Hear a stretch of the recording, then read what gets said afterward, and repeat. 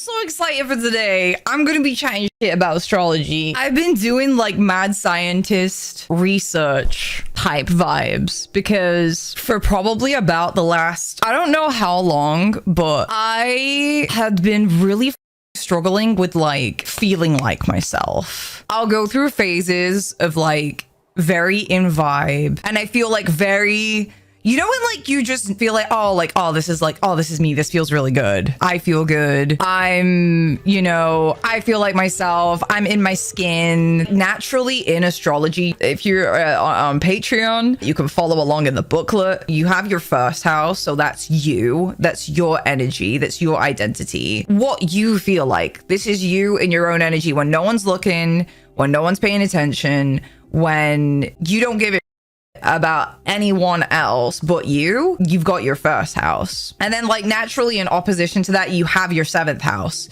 which is other people. And like sometimes you're gonna have to like compromise a little bit, right? On your selfness. There's gonna be times where you have to kind of like compromise on yourself to create harmony in your relationships, because otherwise you're gonna cause conflict, right? You can't just be a selfish piece of shit all the time. Relationships don't work that way. But there is the key of like, am I sacrificing myself? Are you compromising at the detriment of who you are to create peace and harmony and pleasantry in your relationships? Astrologically speaking, what takes you away from your energy? Like, what is going to take you away from you? What's going to stop you from feeling like yourself?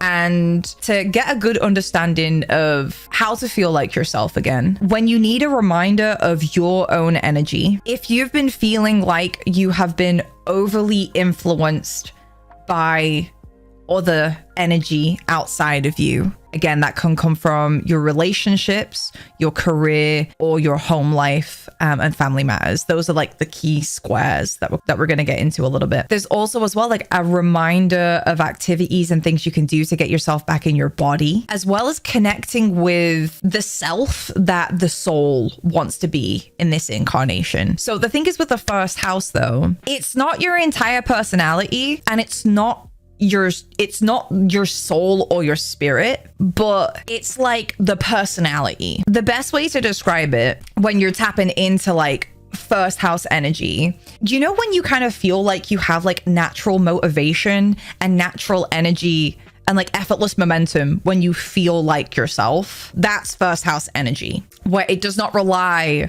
on anything outside of itself to just be like, yeah, I'm here. That's the energy that we're talking about. Is like, what do you need to do to kind of feel that click? So this is associated with like Aries, Mars in the first house. Okay. And it needs enough freedom and space to actually express itself. And if it doesn't have breathing room, then we get drained, we get irritated, and we can also get really impulsive. You might take impulsive actions. There is a thing as well when we need to feel like ourselves, it can kind of feel like we get backed into a wall sometimes, and we might cut out loads of shit, burn bridges, because it's Aries energy, it's fire at its core. Even if you don't have an Aries first house, the first house is always associated with Aries, so this can apply for everybody. But you'll want to like burn bridges, and it'll want to just impulsively basically clear the slate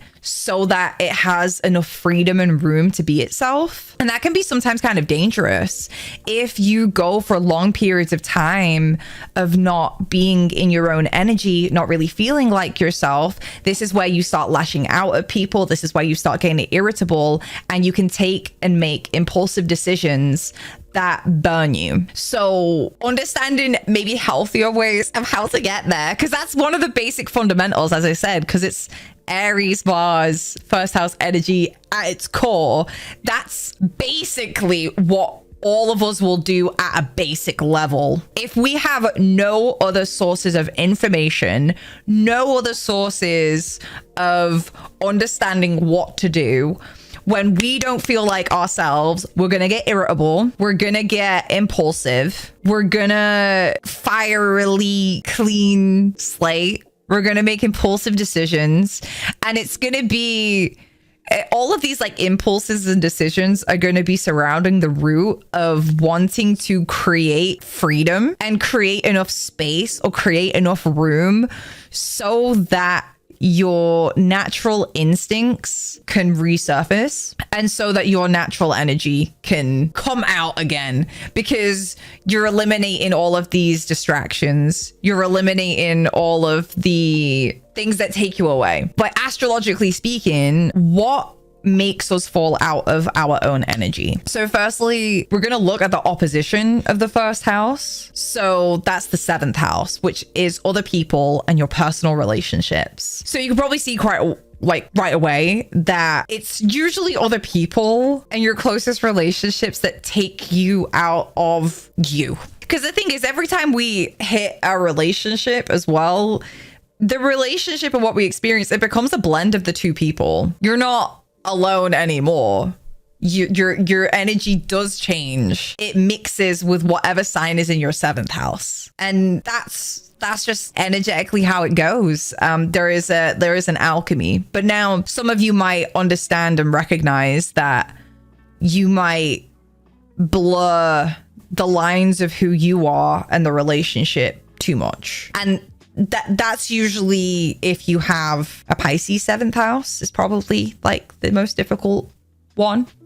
So Virgo risings. If you have Neptune in the 7th house, or if you do the more complex astrology math, you might have Pisces affecting stuff in your 7th house. So connected with our first house is going to instantly balance that out. And naturally as well, when it comes to other people and why and how we fall out of our own energy, and we're looking at the 7th house, it's when we're too compromising of our energy in order to keep a sense of balance or harmony in the relationship, or like when we're too concerned with being pleasant, or when we're too concerned with being nice or easy to be around or easy to get on with, or like lighthearted or pleasant, or if you are too occupied with providing other people with the experience of harmony and peace. So that's like the key things that are going to knock you out of your energy.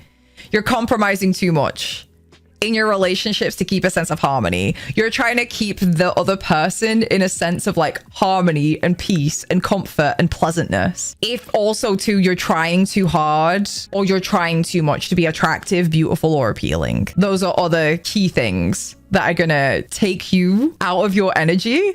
And that's kind of where we get to like the age-old advice. You know, when people are looking for relationships, so you're looking for your 7th house, you're looking for a partner, you're looking for your other half, the age-old advice is to just be yourself. Because the thing is, in everything in nature, but also we're astrologically speaking, every house and everything has its like counterpart, and the aim is to have a balance between the two.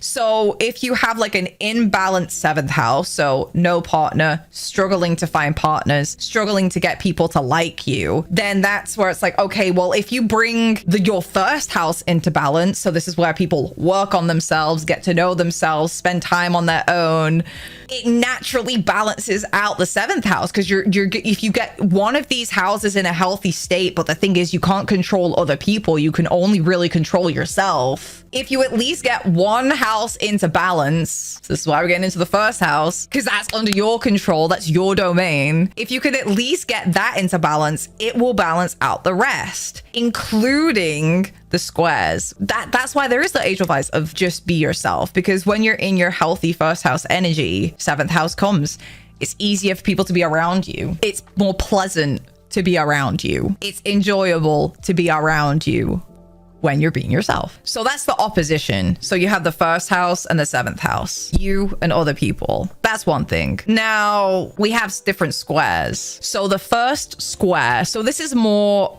rather than it being in opposition, this is more about what is like a conflict. So one of the natural conflicts to the self is the 4th house and Cancer, which one of the main conflicts that I'll see with people, and that happens in nature, is, you know, the emotional impact of where you came from. The 4th house rules your roots, your childhood, your family, your home life. And this is also, astrologically speaking, like why, like it says it in the astrology of like why it is so helpful to go to therapy and heal your early childhood emotions and memories so that you can get a better sense of yourself. So I'm going to keep doing this as we speak. And what this means, like I'm talking about the natural square for people who can like imagine an invisible zodiac wheel. But if you imagine like the zodiac wheel, you've got your 12 houses, you've got the first house here. We're talking about the fourth house. So this is the first square. It's at a 90-degree angle,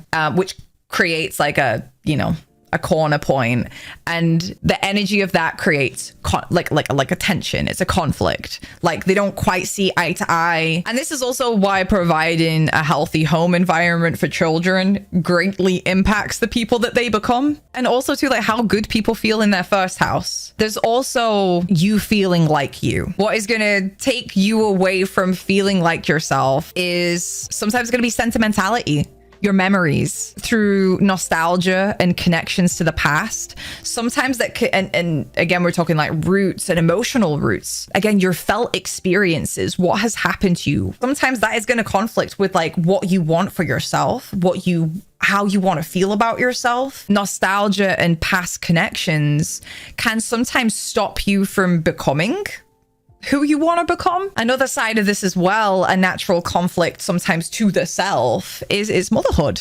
If you are a mom, that is a fourth house Cancer related thing. You being a mom, you being responsible for children, also to how your mom loves you and what she loved you for. All of those things, whether she chose it consciously or unconsciously, she unconsciously chooses or consciously chooses to nourish different parts of who you are as you're growing.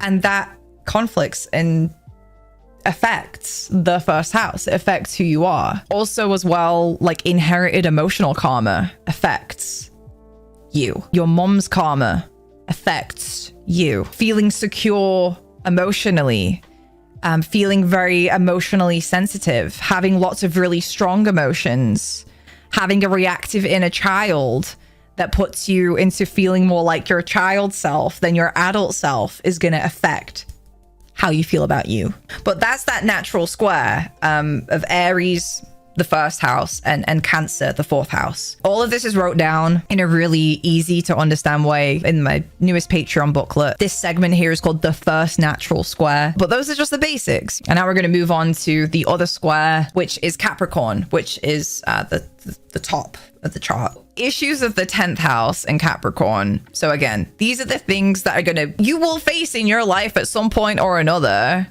where who you are and you feeling like yourself is going to come into conflict with 10th house and Capricorn related things.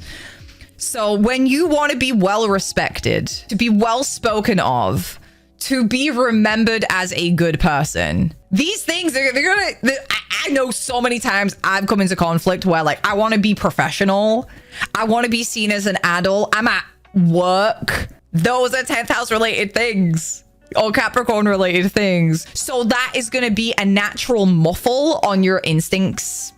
It's going to be a natural, like it's going to naturally like create like a bit of a boundary, a bit of a buffer where maybe you won't impulsively act like you or be yourself. And also as well, maybe sometimes, you know, a conflict to you will be and feeling like you. Sometimes, you know, you might want to be seen as somebody who is reserved or conservative in all things that are Cancer related. So emotions, being feminine, being sensitive. You might like stop being, because you're like, okay, I want to be seen as like, you know, competent. I want to be seen as respectable. I want to be seen as masculine. You can look at the page. It's called The Second Square. It has all the notes wrote down about this. If you want to like dive more into this, it's at my $30 tier. You get a VIP badge. You get a card every month, and loads of other stuff that I do on Patreon, including this month. I'll be doing a pick a card intuitive message about like a message for your path right now. I'm excited about that one.